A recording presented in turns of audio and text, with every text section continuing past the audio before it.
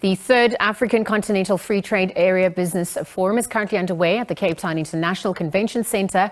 It is the first in-person business forum since its inception in 2020.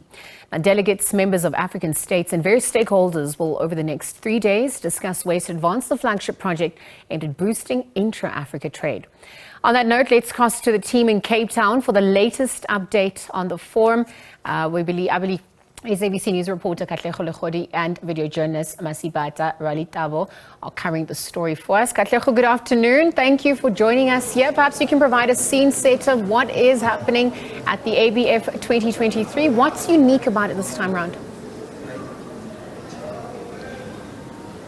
A very good afternoon to you, Liesl, and to our viewers at home. An exciting time for the African space as we speak right now in terms of those trade relations that are existing on the African continent coming through the Africa Free Continental Trade Agreement. This is where we saw actually 3 years ago this agreement coming into fruition. About 54 nations just penning down and making sure that they form part of this agreement. But the proof will really be in the pudding in terms of its effect and its impact on the African economies. Here we are talking about a move or a drive, a quest to create one market on the African continent. We're talking about also opportunities of investments on the African continent. We're talking about trade relations on the African continent coming through from the public sector and the private sector in ensuring that these economies really transform and they benefit the people that are on the ground. So here we're talking about efforts towards cutting off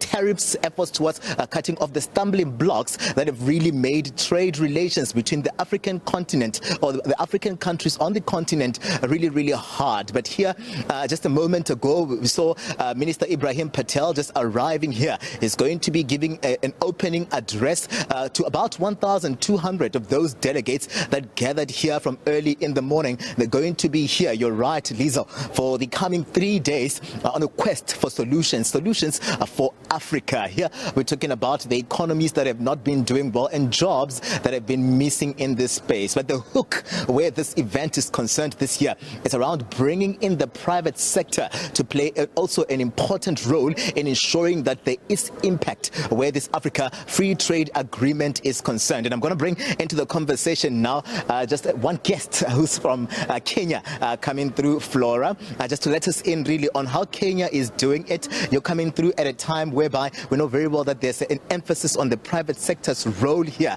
and you're from the Kenyan Private Sector Alliance, the flagship or the mother body of all private sector in Kenya. Let us in on how important is it, Flora, that we find ourselves here and we rope in the private sector for those solutions for Africa. Welcome to the SABC. Thank you very much, and it's a total pleasure to be here. And like you say, everything begins with a conversation. We've had the commitment and we've built a framework, and what we are doing here now is to actually create depth towards this framework. So we've got the private sector, who are the ones, the engines of growth. So what they're doing here is we're going to have a conversation around what have been the challenges in what we're trying to do and how do we unlock some of those challenges to actually make Africa trade a reality. Of course, you know the statistics. Africa does not trade much with itself, and I think it's only 15% with very, very minimal and very primary goods, whereas you have the Americas and the Asias at 67%. So Africa has a long way to go, and we have had this conversation for a couple of years, like you mentioned. So what is it? What is stopping us from getting to where we want to go? Let's begin with, first of all, what are our individually as countries, do we industrialize? Africa does, well, we do industrialize, but we need to improve of that within the countries themselves. So I know South Africa is big on, let's say, motor vehicle. So now it's time for South Africa perhaps to export to the rest of Africa. We need to guard that jealously. So we need trade agreements, we need free trade areas where we say, you know, within the rest of Africa that should happen. Of course, there are issues. Some people feel that we need to protect our own industries, and that's why you're seeing a little bit of protectionism going on. But I do know we have what we call a symmetry, where we are going to allow countries to keep the tariff at 10% for developed and less developed, and 5%. So you go dropping the percentage, allowing the other countries to really develop their manufacturing. Eventually, then ideally we've given everybody enough time to be on the same page, and that way we have access to markets. The minute you have larger markets at your purview, moving from, let's say I come from East Africa, 600 million to 1.2 billion, all of a sudden it becomes an FDI, foreign investments will come in, people will see the importance of actually investing larger because you have a big market. So there are a lot of advantages that we can draw from this free trade, and this is the framework, this is the tool, this is the time that we really, really need to put all our minds and efforts, to make sure that it becomes a reality. Let's look at standards among each other. I'm in the business of tea, and Kenya is very well known for its tea. West Africa, Southern Africa imports its tea. Why can't we be bringing our tea here? But there are regulations, there are standards that are limiting us. Just today I was looking for the standard minister and saying, hey, what's going on? And why don't we give preferential, say, if I export my product already to the FDA in America, why am I having a problem working with the FDA of Southern Africa, of Eastern Africa? So these are the agreements where we are saying, guys, let us jealously guard each other, let us give each other some grace. We sell in our own countries. Let us standardize, agree on standardization. Let's agree on legal regulation. That's another area where we really need to look at and see how can we align and how quickly can we align so that everybody can get a size, a piece of this pie of Africa. A mammoth task ahead, knowing very well that you're trying to more or less intervene in a space that over time has been set up really to ensure that at least when you look at it, we don't see most Africans benefiting from the natural resources that we have. We often hear of the middleman in terms of how trade really tends to move around Africa. But we're talking about one economy here. We're talking about a market that would ensure that there are jobs on the ground, and the private sector has to play this role in ensuring that this becomes a reality. Why haven't we seen such agility, in that space in this 3 years? What are the concerns, maybe from the private sector, where this, Africa Free Continental Trade Agreement is concerned? And can we see those solutions coming through, from this forum that we're having here in this coming 3 days? Yes, definitely. That is a conversation we're definitely going to have. But allow me to say that the real reason that our primary goods are leaving is historically that is how we are set up.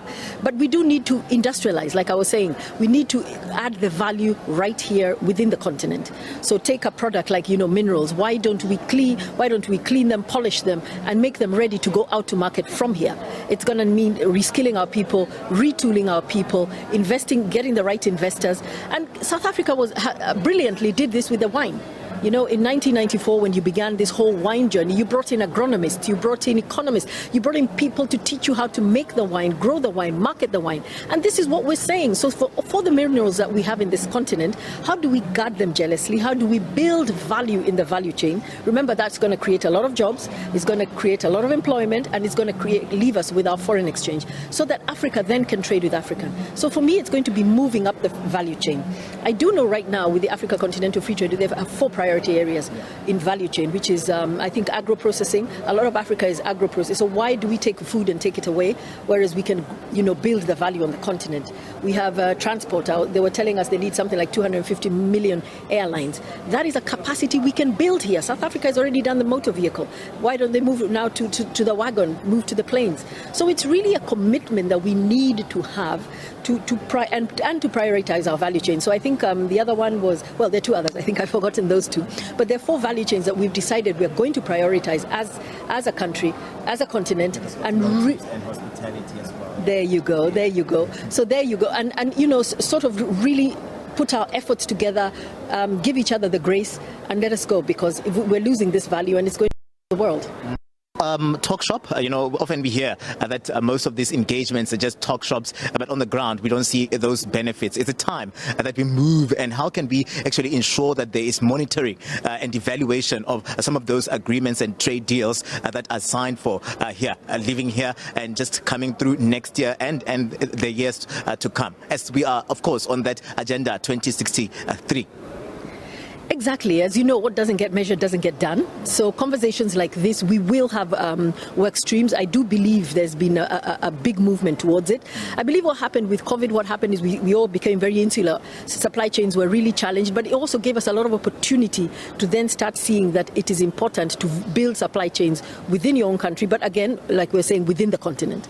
So yes, we are going to start tracking, and I do believe they do track, and we will get where we are going. But we cannot get there if we're not willing to look at our tariff and non-tariff barriers, our standards and our regulations. Once you do that, build your human capacity, do R&D. Once you do that, learn from each other. What can Kenya learn from the automotive industry in South Africa? What can South Africa learn from Kenyans? So I think there's going to be a lot of exchanging of ideas, and forums like this are the perfect way to make sure that we're going to get the Africa Continental Free Trade that we're looking for. Flora Mutahi, thank you very much for your time.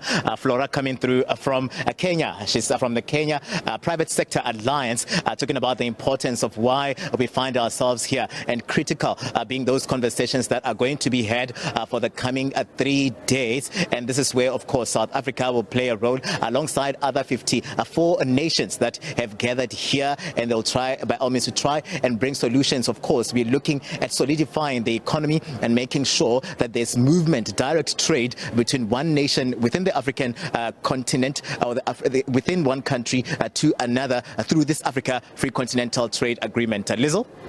Katlego, thank you very much for that.